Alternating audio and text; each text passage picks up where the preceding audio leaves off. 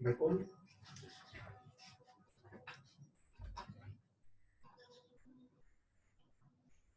Hello, Assalamu alaikum.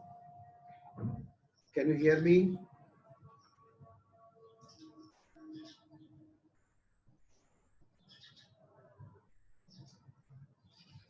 Okay. Bismillah ar-Rahman ar-Rahim. We will continue the examination of the abdomen. Examination of the abdomen में जो last time में जो class ली थी उसमें मैंने आपको एक व्यू दिया था कि इस तरीके से हम एग्जामिनेशन ऑफ द एब्डोमेन करेंगे. अब हम जो है उसका क्लिनिकल एस्पेक्ट्स ज़्यादा डिस्कस करेंगे जिसमें आप तकरीबन कोशिश ये कीजिएगा कि जिस तरीके से मैं आपको पढ़ाऊँ या समझाऊँ उस तरीके से जो है आप उसको अपने तौर पर प्रैक्टिस करते रहेंगे.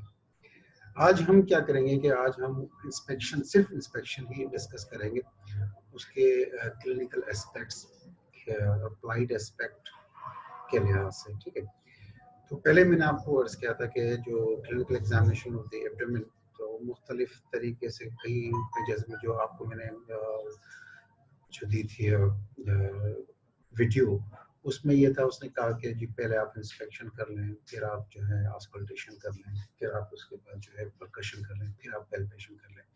लेकिन एक क्लासिकल मेथड जो होता है क्लासिकल मेथड जो पूरा सिलसिला जो चल रहा है वो वही है कि इंस्पेक्शन पैल्पेशन परकशन ऑस्कल्टेशन. अभी हम लोग उस सिस्टम से नहीं निकले. थोड़ा हर जगह पे आपको पास 19-20 थोड़ा सा डिफरेंस नजर आएगा लेकिन आप एक सिस्टम को अडॉप्ट कर लें और उसी सिस्टम को जो है वो लेके चलें तो खुदा करेगा ये आसानी वाले मामला हो जाएंगे. तो आज हम जा रहे हैं इंस्पेक्शन के ऊपर. इंस्पेक्शन में जो ये भाई इसको फॉरवर्ड होगा कैसा होगा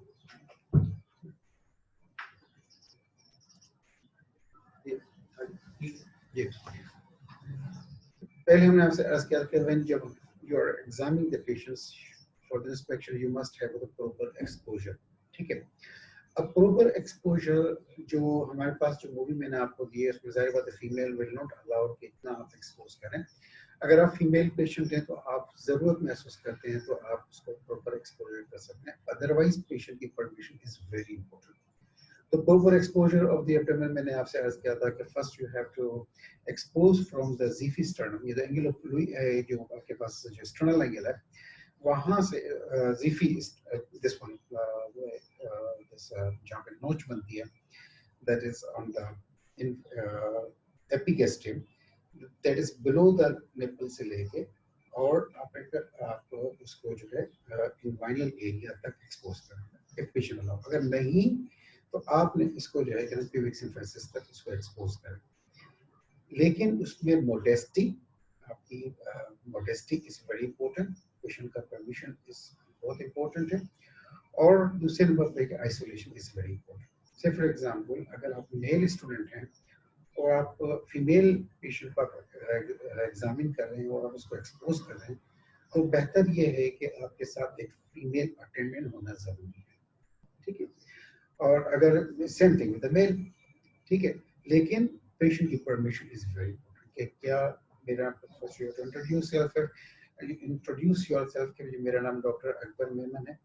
मैं यहाँ पर एसोसिएट प्रोफेसर ऑफ मेडिसिन हूँ या मैं साइमा हूँ यहाँ पर थर्ड ईयर के स्टूडेंट हूँ. मैं आपका मुआयना करना चाहती हूँ तो क्या आप मुझे इजाज़त देते हैं. ओके, अगर मिल जाए तो फिर उसके बाद आप स्टार्ट कर दें. फिर आप उसको एक्सपोज कर दिया. इस एक्सपोज मैंने आपसे अर्ज किया कि एक्सपोज करने के लिए हमने जो एब्डोमेन की एग्जामिनेशन में आप अपनी शर्ट को ऊपर कर दें. ठीक है, शर्ट को ऊपर करने के बाद जो है आपके पास जो इस वन जो एपिगेस्ट्रियम है यहाँ से लेके और फिर प्यूबिक सिम्फिसिस तक इसको एक्सपोज कर दें. ठीक है, उस रूम में अच्छी लाइट होनी चाहिए. The proper light should be in the room और पेशेंट शुड बी फ्लैट हो सुपाइन पोजीशन में. उसके हाथ जो है वो साइड्स पर होने चाहिए. ठीक है, आप फिर परमिशन आपने ले ली और आप you have to stay on the right side of the patient. ठीक है, आप राइट साइड पे भी एक्सपोज हो लेकिन जब आप पेशेंट को प्रॉपर एग्जामिन करते हैं तो राइट साइड के साथ साथ एक मतलब उसका फुट एंड पे खड़े होकर भी आप उसका एग्जामिन करेंगे. तो you have to number one के इंट्रोड्यूस योरसेल्फ. अपने को इंट्रोड्यूस कर लिया. इंट्रोड्यूस करने के बाद आपने देखे लाइट प्रॉपर है. ठीक है, फिर उसके बाद उस पेशेंट को परमिशन आप ले लें, पेशेंट का एक फ्लैट पोजीशन में लेटा दें, फिर उसके बाद हैंड्स उसके साइड्स पर हों और उसका प्रॉपर एक्सपोजर हो। एक्सपोजर करने के बाद फिर आप उसका जो क्लिनिकल एग्जामिनेशन करें। अब क्लिनिकल एग्जामिनेशन मैंने आपसे अर्ज किया था कि वही इंस्पेक्शन, पैल्पेशन, परकशन, ऑस्कल्टेशन जो एक क्लासिकल टेक्निक ऑफ एग्जामिनेशन है वो हम उसी तरीके से लेके चलेंगे। ठीक है, अब उसमें प्रॉपर इसमें सबसे पहले आप देखते हैं कि शेप ऑफ द एब्डोमेन।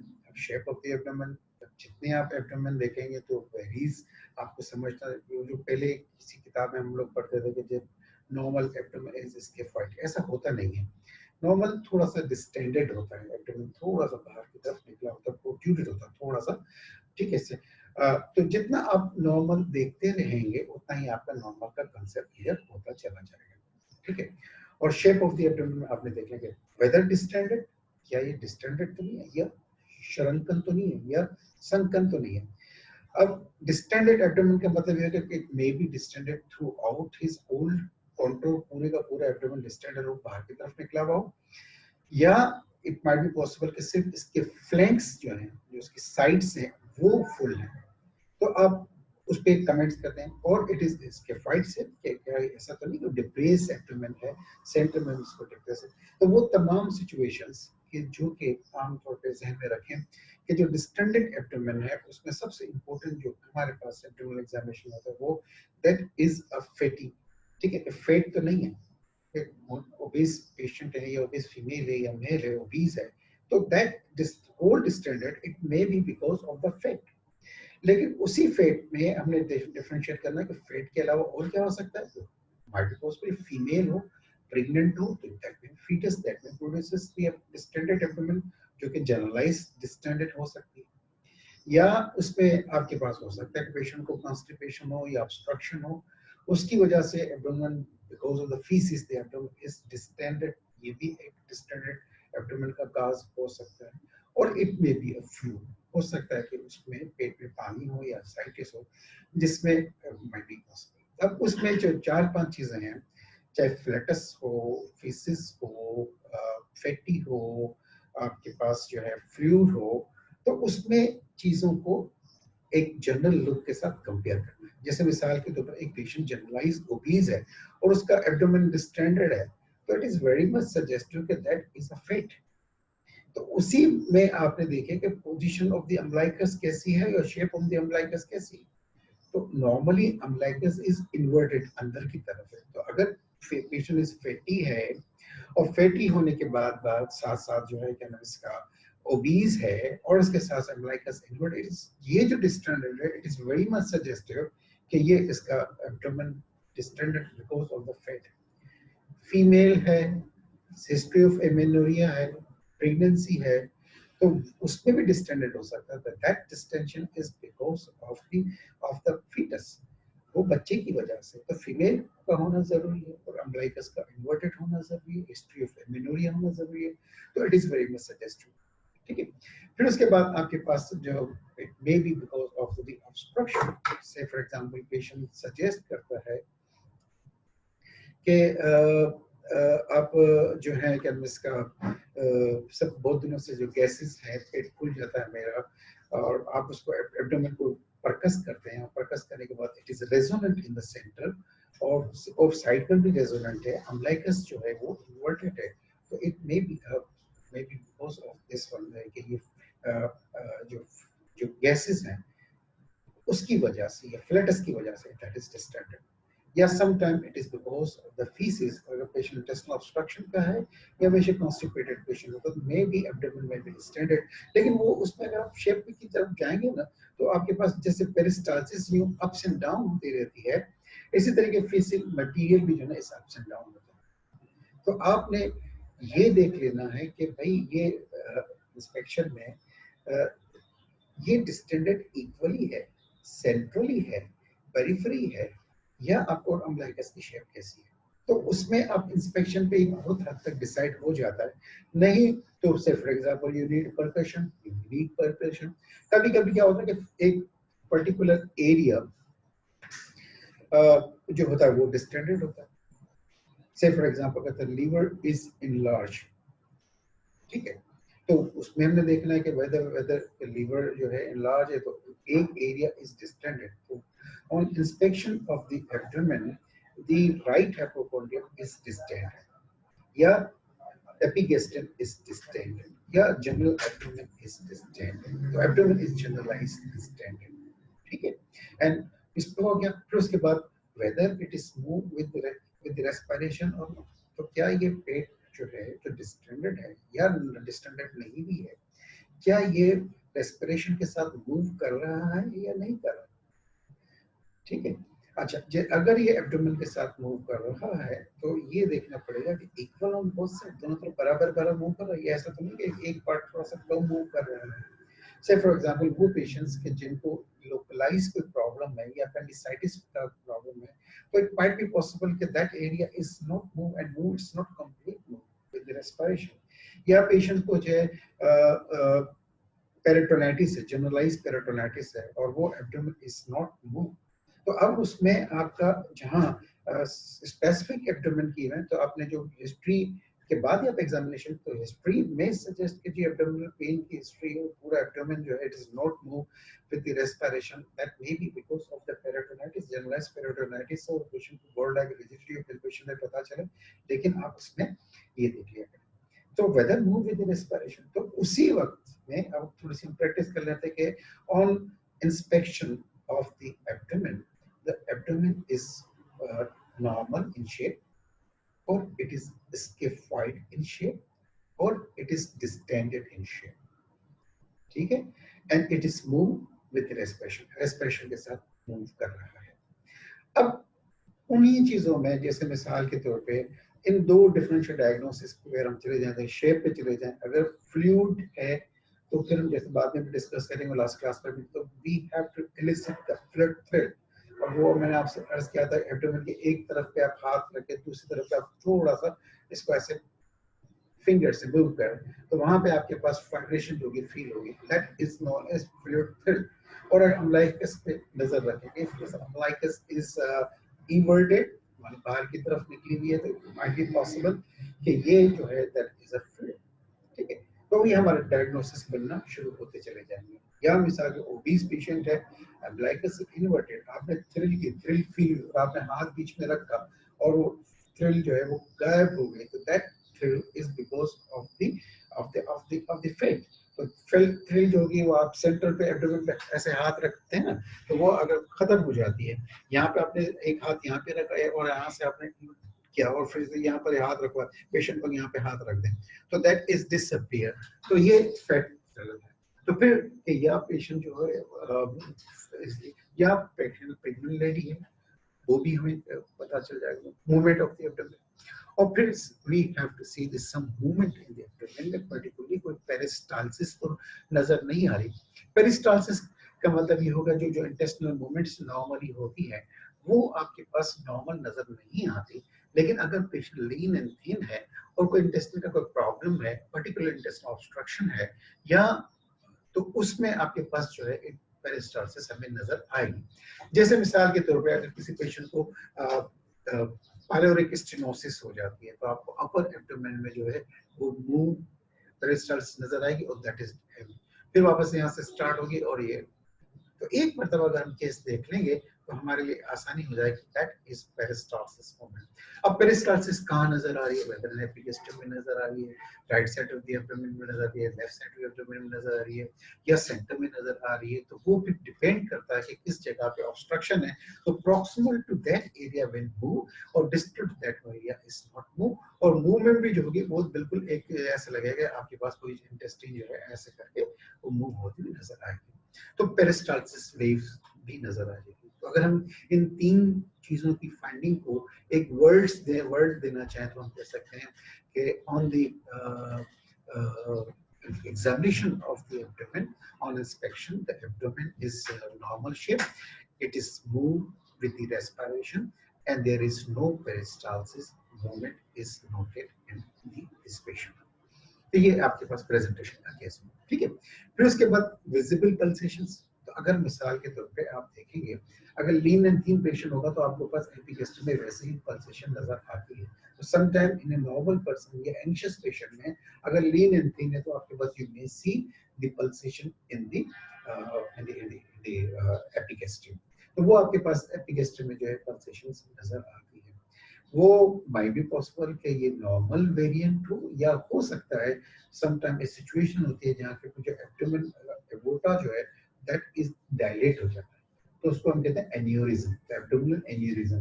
तो ये मूव करता है ऐसे करके बाहर की तरफ मूव करता है। तो अगर आप यहाँ से इसको पकड़ लें तो आपके जो कंट्रैक्शन होगी वो बाहर की तरफ आपको फील होगी ऐसे, ठीक है। तो उसको द एब्डोमिनल एन्यूरिज्म। या sometime what happens is there any tumour और mass which is present in the front of the aorta। तो कोई भी स्टमक का मास है या कोई भी मास है जो कि एबोटा के सामने, क्योंकि एबोटा पल्सेटाइल करेगा तो वो आपके पास ऊपर नीचे मूव होता हुआ नजर आएगा। तो you must keep eyes on the different area of the abdomen कि कोई पल्सेशन तो नजर आए। से for example sometime what happen, एक बीमारी होती है जैसे यू नो दैट हम के कार्डियो में अपने पढ़ा हुआ सोचते हैं ट्राइकस्पेट इनकॉम्पिटेंसी। तो in tricuspid incompetency this pulsations may be seen in the liver. आपके पास लिवर एरिया में एपिगेस्ट्रियम में भी नजर आ सकती है और लिवर के किसी एरिया पर्टिकुलर जो राइट साइड पे जो है वो नजर आ सकता है। तो that may be a pulsatile liver. तो वो भी अगर पल्सेशन नजर आती है तो वो आपकी इंस्पेक्शन की फाइंडिंग है, फिर आप अपने एग्जामिनेशन को एक्सटेंड कर सकते हैं। तो अब अगर मिसाल के तौर पर चार चीजों को हम एक वर्ड में दें, हम कहेंगे on inspection of this patient the abdomen is of normal shape, or abdomen is distended, or abdomen is a centrally raised, and it is looks to be a scaphoid shape, and it is moved with the respiration equally on the both sides, or it is not moved with the respiration. Okay. There is a no peristalsis is seen, or there is a wave peristalsis is seen from at the upper abdomen, and it is moved from the left to right side. Yeah, right to left side. जैसा भी आपको नजर आए वो have to mention this one. And there is a pulsation is noted in the epigastrium, and that is seen in the epigastric area or some certain other area अगर नजर आ जाता है, ठीक है। और देयर में भी फिर उसके बाद एक कमेंट्स और वेरी इंपॉर्टेंट फाइंडिंग्स वो होती अम्बलाइकस। और अम्बलाइकस में मैंने आपसे अर्ज किया कि it is very sometime it is very deciding factors. तो अम्बलाइकस में आप कह दिया करें कि umbilicus is centrally placed, umbilicus is centrally placed. और फिर इसके बाद हमने देखा कि नॉर्मली अम्बलाइकस अंदर की तरफ होती है ना, तो उसको हम कहते हैं inverted umbilicus. But whenever there's problem in behind the umbilicus, say for example the distended abdomen because of the fluid या ascites की वजह से this umbilicus is inverted, वो बाहर की तरफ आ जाती है। तो हम कहते हैं कि umbilicus is centrally placed and it is inverted, या umbilicus is centrally placed and it is inverted। तो inverted का लफ्ज आपने जैसे कहा तो सामने वाले सुनने वाले के ज़हन में बात आ जाएगी कि very much suggest हो सकता है इस पेशेंट को एब्डोमेन में फ्लूइड्स हो सकता है इसको ascites हो, ठीक है। तो ये आपके पास अम्बलाइकस की कीवर्ड। फिर उसके बाद sometime there is a the problem, कोई ऐसा है जैसे ascites है तो अम्बलाइकस नॉर्मली तो ऐसे, तो इट में इस तरह से भी खींच सकते हैं, इस तरह से भी, तो इसको कभी कभी कहते हैं स्माइलिंग अम्बलाइकस ऐसे, ठीक है। Say for example if it is circle, so अगर ये इस तरीके से खींच जाए, फ्लूइड यहाँ से भी खींचे यहाँ से भी खींचे, तो इट फॉर्म ट्रांसवर्स रिच। तो उसको हम कहते हैं एक को उस्तादों से सीखी हुई बातें, उसको हम कहते हैं स्माइलिंग अम्बलाइकस। जैसे हम कहते हैं सर्कल बनाते हैं और होंठ खींच देते हैं कि that is a smiling face, तो स्माइलिंग अम्बलाइकस कभी कहते हैं। लेकिन अदरवाइज जो अच्छा वर्ड है वो है देयर इज ट्रांसवर्स रिच, क्योंकि ट्रांसवर्स एरिया में तो there is transverse ridge. Transverse ridge का मतलब ये होगा कि कोई चीज है जो अम्बलाइकस को ऐसे खींच रही है, साइड से खींच रही है, तो it is very much suggest कि ये हो सकता है कि फ्लूइड हो, क्योंकि इस साइड भी फ्लूइड है, इस साइड भी फ्लूइड हो। इसी तरीके से sometime there is a vertical ridge, तो हो सकता है कि कोई ओवेरियन मास हो या कोई ट्यूमर हो कि जो कि अम्बलाइकस को ऐसे करके नीचे से ऊपर के, तो इट मे बी पॉसिबल कि ये वर्टिकल रिच हो जाए। ये ट्रांसवर्स रिच होगी, ये वर्टिकल रिच होगी, ठीक है। और इसी तरीके से अभी हम आगे आ जाएगा तो वो हमारे पास एक चीज आ जाएगी, वो होगा कि इट माइट बी पॉसिबल कि ये जो रिजेस हैं ये आपके पास डिस्टॉर्टेड हो, ठीक है, अलग अलग से हो, टेढ़ी मेढ़ी हो, तो जो भी आपके पास शेप नजर आए वो आप देखें। इसी तरीके से मिसाल के तौर पर वहां पर हर्निया आ जाए, अम्बलाइकल हर्निया कहेंगे कि वहां से अम्बलाइकस से herniation, protrusion of the intestinal intestinal loop आ जाए, और जैसे बच्चों में अक्सर आपको नजर आता है, मैं आपको थोड़ी देर में पिक्चर्स भी दिखाता हूँ कि वो आपके पास अम्बलाइकल हर्निया उसको हम कहते हैं। तो वो umbilical hernia that is also everted, बाहर की तरफ निकला होगा। हम पेशेंट को आस्क द पेशेंट, मरीज को अपना जो है वो साइड पे गर्दन करें और खांसें, इसको कहते हैं कफ इम्पल्स। कफ इम्पल्स होगी तो दैट इज द, वहां पे आपके पास खांसते हुए जो बल्ज महसूस होगा फिर अंदर चला जाएगा, तो उसको कहते हैं पल्स इम्पल्स इज पॉजिटिव। अगर if it is umbilicus hernia अगर हो तो you have to ask do the cough impulse. तो ये अम्बलाइकस के लिए बात। अब अगर हम वर्ड्स को दोबारा से रिपीट कर लेते हैं कि जी the shape of the abdomen is normal, it is smooth with the respirations, there is no peristalsis, pulsations. Umbilicus is centrally placed and it is of inverted, ये हो गया, ठीक है। फिर उसके बाद हम देख लेते हैं कि कहीं कोई विजिबल वेन या इंगोर्ज वेन तो नजर नहीं आ रही। अब विजिबल और इंगोर्ज में कभी कभी थोड़ी सी टेक्निकली डिफरेंस वर्ड आ जाते हैं, तो उसमें क्या होता है, जैसे मिसाल के तौर पर वेन्स, कोई एब्डोमेन है, एब्डोमेन इज डिस्टेंडेड है, डिस्टेंड हुआ है और उसको स्ट्रेच हुआ है, तो स्ट्रेच होने की वजह से स्किन शाइनिंग होती है, तो वेन्स जो होगी वो प्रोमिनेंट नजर आ जाती है, ये विजिबल नजर आ जाती है। It may be possible to dilated now, ठीक है, तो विजिबल वेन्स हो सकता है स्ट्रेच की वजह से नजर आ जाए, या some time there is obstruction of superior vena cava, तो सुपीरियर वेना केवल ऑब्स्ट्रक्शन, ऊपर की तरफ ऑब्स्ट्रक्शन होगी, तो क्या जो आपके पास जो वेन्स के कम्युनिकेशन है बिटवीन दी सुपीरियर वेना केवल द इंफीरियर वेना का, तो अगर ऊपर की तरफ ऑब्स्ट्रक्शन तो यहाँ से फ्लो होगा, ऊपर से वो नीचे की तरफ चला जाएगा, इंफीरियर वेना केवल में जाएगा, इंफीरियर केवल से हार्ट की तरफ चला जाएगा। इसी तरीके अगर किसी पेशेंट को इंफीरियर वेना केवल ऑब्स्ट्रक्शन है तो दैट इज ब्लॉक, ब्लड ऊपर की तरफ जाएगा, जो डायलेटेड वेन साइड से निकलती है वो डायलेटेड वेन जो कि ऊपर से, तो उनका डायरेक्शन जो फ्लो जो होगा वो नीचे से ऊपर होगा, फ्रॉम बिलो अपवर्ड, और अगर सुपीरियर वेना के ऑब्स्ट्रक्शन तो फ्रॉम अबव डाउनवर्ड होगा। तो जब भी अगर आपके पास वेन्स विजिबल हो तो यू मे थिंक कि it may B A कैप्यूट medusae या कैप्यूट मेड्यूसी है, जो इतना कॉमन नहीं होता, लेकिन अक्सर आपके पास पिक्चर मेरे पास है वो मैं आपको दिखा देता हूँ। तो वो caput medusae may be seen in the particularly portal hypertension, और फिर उसके बाद जो है this engorged vein may be seen in the superior vena caval obstruction, और this vein may be seen in the inferior vena caval obstruction. लेकिन जहां कहीं आपको प्रॉब्लम नजर आएगी that is the veins are dilated, तो फिर आप डायरेक्शन ऑफ फ्लो देख लेते हैं। अब डायरेक्शन फ्लो का मतलब जैसे मिसाल के तौर पर ये आपके पास ये वेन है, ठीक है, वेन, इसको आप दोनों तरफ ऐसे फिंगर दबा के इसको खींच दिया करें, खींचने के बाद फिर क्या करें, आप एक उंगली को छोड़ दें, थोड़ा सा नोट करें कितनी जल्दी भर गया, फिर इसके बाद दोबारा से आप करें, फिर आप इस वाली फिंगर को छोड़ दें, वो देखें कितनी जल्दी भर गया। दोनों में कंपैरिजन होगा कि अगर यहाँ से इधर है फ्लो, यहाँ ज्यादा है, यहाँ टाइमिंग जल्दी है, तो हम कहते हैं flow is from from here to here, तो ये अगर इसको नीचे का हिस्सा मान लें ये फ्रॉम डाउनवर्ड टू अपवर्ड, ठीक है। इसी तरीके से अगर हम इसको ऐसे करके देखें, पता है फ्लो ऊपर से नीचे के, तो फ्रॉम अबाउट डाउनवर्ड, तो क्या करें आप वेन्स पे ऐसे दो फिंगर रखें, फिंगर रखने के बाद आप इसको छोड़ दें, स्पीड को देखें कितनी जल्दी ये रीफिल्ड होती है, ठीक है, अंदाजा हो जाएगा आपको। फिर आप दोबारा इसको छोड़ दें, फिर देखो कितनी जल्दी रीफिल्ड होती है। जहाँ से रीफिल्ड जल्दी होती है, टाइम ज्यादा होता है, इसका मतलब है कि उसका फ्लो ऑफ डायरेक्शन जो होगा इज फ्रॉम दैट एरिया जहाँ से जल्दी हो जाती है। तो अगर नीचे की तरफ है तो हम कहते हैं सुपीरियर वेना केवल ऑब्स्ट्रक्शन, अगर ऊपर की तरफ है तो हम कहते हैं इंफीरियर वेना का ऑब्स्ट्रक्शन। जैसे मिसाल के तौर पर इंफीरियर वेना का ऑब्स्ट्रक्शन हो गया, that means blood is flow from below upward, तो उसकी डायरेक्शन जो होगी बिलो अपवर्ड होगी। अगर सुपीरियर वेना का ऑब्स्ट्रक्शन होगा तो वेन्स अगर यहाँ पर डायलेटेड नजर आ रही है या डायलेटेड, तो उसका फ्लो जो होगा फ्रॉम अबाउट डाउनवर्ड होगा।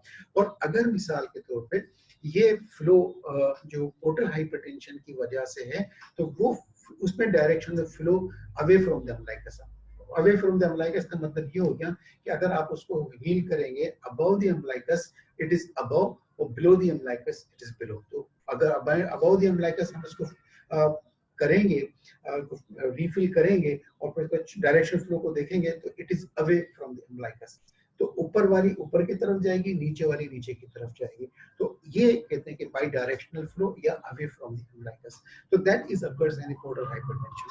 तो विजिबल वेन कि अगर क्लिनिकल फाइंडिंग्स आपको मिल जाती है, that may B indicates it may B superior vena cava obstruction, it may be inferior vena cava obstruction, or it may be because or because of the portal hypertension. So superior vena cava obstruction की direction flow above downward, inferior vena cava obstruction में downward from the below upward, और जो portal hypertension it is away from the umbilicus, ऊपर वाली ऊपर की तरफ, नीचे वाली नीचे की तरफ डायरेक्शन हो जाएगी। तो उसको हम कहते हैं कि डायलेटेड। लेकिन अगर inferior vena cava obstruction मिल जाता है, think about what could be the cause of the inferior vena cava obstruction और superior vena cava obstruction का cause। तो आप देखें कोई भी आपको कोई भी metastatic mass can produce superior vena cava obstruction, sometime bronchogenic carcinoma can produce. बाकी जो आपके पास जो पोर्टल हाइपरटेंशन की वजह से मिलते हैं उसका ज्यादातर cause जो होता है वो that is the liver cirrhosis you are getting the away from the umbilicus। तो ये umbilicus। तो अब हमने इस वर्ड्स को दोबारा से पेशेंट का हमने परमिशन ले ली, साइड पे खड़े हो गए, फुट एंड पे खड़े हो गए, देख लिया क्या है, प्रॉपर एक्सपोज कर दिया, परमिशन ले ली, लाइट रूम के अंदर है, और फिर उसके बाद पेशेंट को हैरेसमेंट नहीं करनी, get the confidence of the patient, foot end पे खड़े हो गए, और फिर आपने देखा shape of the chest is normal, move with the respiration, और there is no peristalsis, there is no pulsation, is not at umbilicus is everted, and it is umbilicus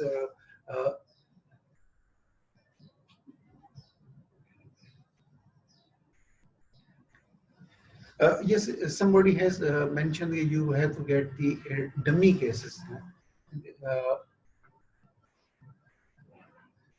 So yes, whenever I get the inspection, and meanwhile I get 1 week, so I will try my best. I will give you a whole examination of my own self. फिर मैं उसको upload कर दूंगा, वो ज्यादा बेहतर होगा। ठीक है, तो फिलहाल आप मेरी इन बातों पर आप थोड़ा सा एक्सेप्ट कर लें, और जब मैं उस परफॉर्म करूंगा that will be very easy इंशाल्लाह। वॉल्यूम हाई कर दे जी, मैं वॉल्यूम हाई कर रहा हूँ। ठीक है, so this is all about the shape, movement of the abdomen, peristalsis हमने कहा, हमने पल्सेशन पे बात कर ली, अम्बिलिकस पे हमने बात की, और विजिबल या एंगोर्ज्ड वेन पे बात की। अच्छा, नेक्स्ट जो है वो है स्ट्राई। स्ट्राई जो होती है वो इंडिकेट्स करती है certain changes in the abdominal wall. जैसे मिसाल के तौर पर एक पेशेंट था जिसका असाइटिस फ्लूइड था, और उसका असाइटिस फ्लूइड की वजह से इसकी एब्डोमिनल वॉल स्ट्रेच हुई, और जैसे इसकी एब्डोमिनल वॉल स्ट्रेच हुई तो अब इसमें जो जो जो कोलिजन टिश्यू है वो टूट हो जाते हैं, उसमें ब्रोकन डाउन हो जाते हैं, and that will give a striae. ठीक है, अब असाइटिस हो, असाइटिस के बाद डिस्टेंट हुई, डिस्टेंट होने के बाद हमने इसका असाइटिस ड्रेन कर दिया या ट्रीट कर दिया, तो जैसे ही वो रिकवर होगा तो बिल्कुल कोलिजन आपस में मिलेंगे नहीं, बल्कि that give a wide स्ट्राई of the abdomen. या से फॉर एग्जांपल किसी वजह से अगर कोई लेडी प्रेग्नेंट है, प्रेगनेंसी की वजह से एब्डोमिनल